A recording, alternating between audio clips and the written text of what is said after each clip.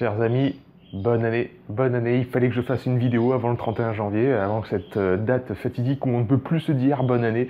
Il fallait que je le fasse en vidéo sur Verisme TV, même si je l'avais déjà fait dans les emails, sur les réseaux sociaux, etc. Je voulais vraiment vous dire et vous souhaiter une excellente année 2020. C'est une nouvelle année, c'est aussi une nouvelle décennie. Comme je n'arrête pas de vous le répéter, ensemble on va devenir antifragile. On va transcender la loi de l'Hormèse pour se rendre hyper, pas robuste, antifragile, c'est-à-dire on va bénéficier des épreuves qui nous arrivent dans notre vie. C'est tout le projet. C'est une caractéristique qui est fondamentale et qui est intrinsèque au système complexe. Nous sommes un système complexe. Donc il faut bénéficier, il faut déverrouiller ces potentiels-là puisqu'ils sont déjà en nous, ils sont simplement dormants et on a juste des cadenas qu'il faut déverrouiller. Donc on va faire tout ça ensemble par la loi de l'Hormèse, par les exercices physiques, par le jeûne intermittent, par les bains froids, par le sauna, par tout ça, mais aussi par l'intellectuel, par notre philosophie de vie et par notre relation à la mort. Je sais que c'est un sujet un petit peu, comment dire, noir, entre guillemets, pour commencer l'année, mais c'est vraiment une notion fondamentale, clé, que j'ai envie d'explorer avec vous en ce début d'année, vraiment en ce début même de décennie, parce que se questionner sur sa propre mort et sa relation à la mort, c'est aussi pouvoir s'interroger sur la définition même qu'on met derrière le terme santé. Le terme santé qu'on utilise à tort et à travers, surtout dans le monde alternatif dont je fais partie, même si je ne l'ai pas voulu. C'est sûr que les naturopathes, etc., les thérapeutes alternatifs, on est connotés comme étant en dehors du monde de la santé moderne et qu'on a une vision, une philosophie autour de ça qui est vraiment différente des autres, qui n'est pas classique, alors que pour moi, il n'y a rien de plus naturel que de penser qu'il faut suivre la voie de la nature, c'est ça que veut dire la naturopathie, et qu'on devrait tous cheminer vers le bon sens, ce qui nous paraît évident, s'inspirer de la nature pour délimiter les règles de bonne conduite. C'est tout le projet de Verisme TV. Si vous suivez mon travail, vous savez que c'est le cas. Et donc pour vous parler de notre relation à la mort et à la santé, je voulais qu'on fasse un parallèle, qu'on s'inspire de nos amis anglo-saxons qui parlent, eux, de lifespan, d'un côté, donc vraiment la longévité, et puis d'un autre côté, ils disent health span. Et là, tout d'un coup, c'est une question de longueur, mais de longueur de la santé, c'est-à-dire jusqu'à quel âge vous allez vivre en bonne santé. Et on pourrait, par un tour de passe-passe, inventer un nouveau mot. Alors je ne sais pas s'il existe déjà, mais disons que sur Verisme TV, on a inventé un nouveau mot, celui de santévité. Il y a d'un côté la longévité, c'est bien, c'est intéressant, vivre longtemps. Ouais, mais vivre longtemps, si c'est pour vivre les 30 dernières années de sa vie en absence totale d'autonomie, dépendant vraiment de certaines béquilles, que ce soit chimiques comme physiques, ne pas pouvoir se mouvoir comme on veut et ne pas avoir la clarté cognitive, mentale, etc. Moi, j'en veux pas de cette vie-là. Par contre, pour ce qui est de la santévité, vivre longtemps et en bonne santé, là d'accord, ça je veux bien.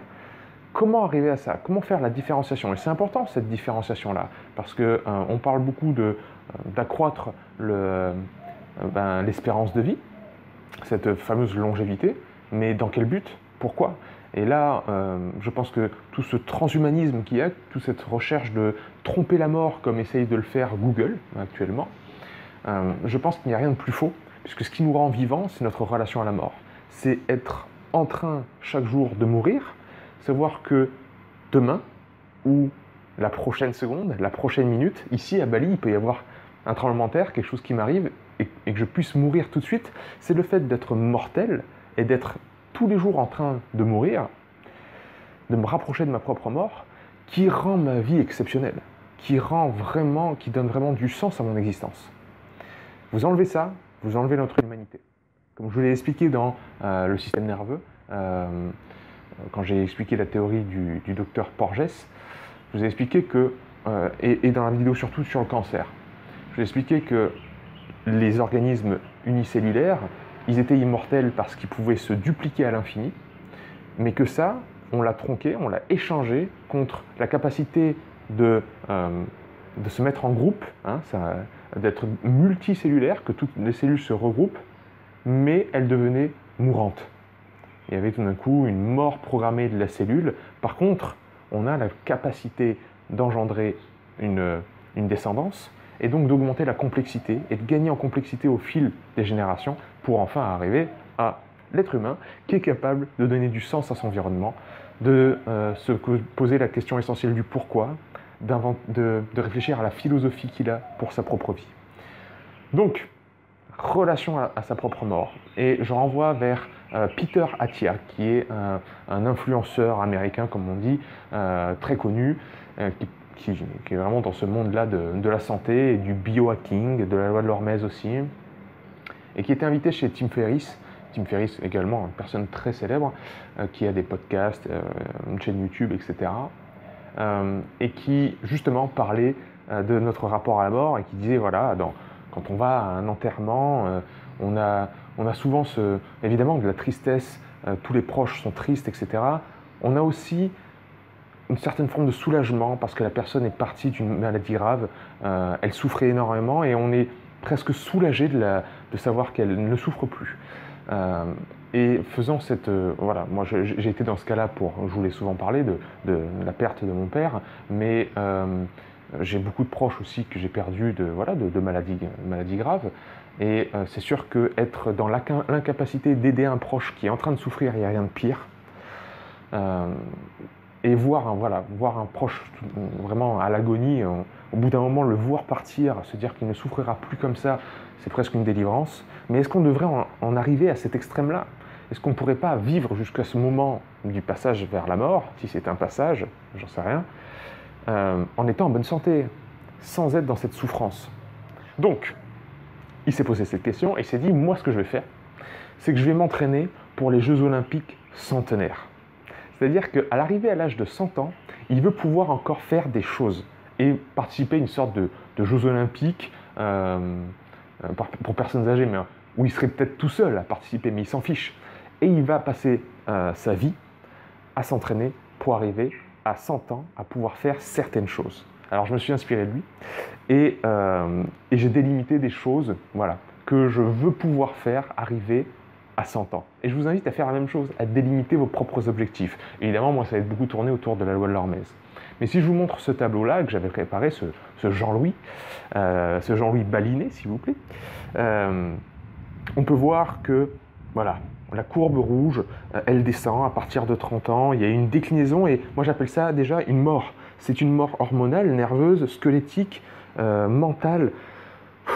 Les douleurs augmentent, les inflammations augmentent, la dépression, la frilosité, les dépendances avec un S, vraiment les béquilles que l'on a pour nous soutenir, augmentent également. Et à partir de 30 ans, pour moi, on est déjà en train de s'user. Hein, il y a de l'usure du corps.